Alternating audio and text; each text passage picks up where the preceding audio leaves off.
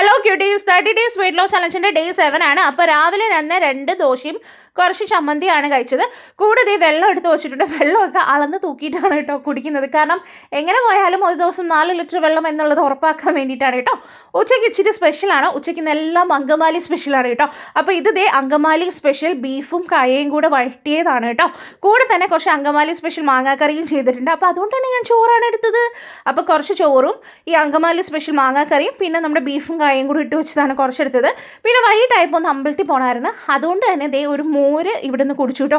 അടിപൊളി ടേസ്റ്റ് ആയിരുന്നു കേട്ടോ ഈ ഒരു മോര് കുടിക്കാനായിട്ട്. അങ്ങനെ അതൊക്കെ കഴിഞ്ഞിട്ട് അമ്പലത്തിൽ നിന്ന് കിട്ടിയ പ്രസാദം ഉണ്ടായിരുന്നു, അതും കഴിച്ചേ. ഇന്ന് മൊത്തത്തിൽ കുറച്ച് ഉച്ചയ്ക്ക് ഹെവി ആയിട്ട് തോന്നിയായിരുന്നു. കാരണം ഉച്ചയ്ക്ക് ഞാൻ വൈറ്റ് റൈസ് ആണ് എടുത്തത്. പിന്നെ അങ്കമാലി സ്പെഷ്യൽ കറിയൊക്കെ ഉള്ളപ്പോൾ വൈറ്റ് റൈസ് ആണല്ലോ നല്ലത്.